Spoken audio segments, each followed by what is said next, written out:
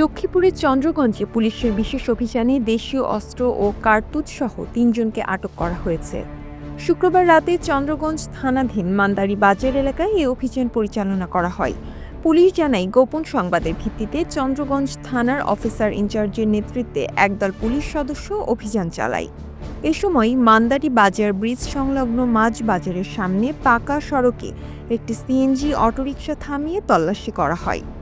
তল্লাশিকালে সিএনজিতে থাকা ৩ জনকে আটক করে পুলিশ। আটককৃতরা হলেন নোয়াখালীর চাটখিল উপজেলার পাঁচঘড়িয়া এলাকার বেলাল হোসেন, লক্ষ্মীপুর সদর উপজেলার পূর্ব চর মঞ্চ এলাকার আরিফ এবং লক্ষ্মীপুর পৌরসভার রাজীবপুর এলাকার ফাহিম।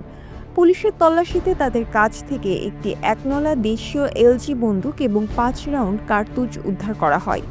উদ্ধার হওয়া কার্তুজগুলোর মধ্যে ২টি সবুজ, একটি নীল, একটি লাল এবং একটি কালো রঙের বলে জানিয়েছে পুলিশ। পুলিশের ধারণা, আটককৃতরা সংঘবদ্ধভাবে এলাকার ডাকাতির প্রস্তুতি নিচ্ছিল। তবে পুলিশের তৎপরতায় তাদের পরিকল্পনা ভেস্তে যায়। আটককৃতদের বিরুদ্ধে অস্ত্র আইনে মামলা প্রক্রিয়াধীন রয়েছে। পাশাপাশি তাদের সাথে আরও কেউ জড়িত আছে কিনা তাও খতিয়ে দেখা হচ্ছে বলে জানিয়েছেন পুলিশ।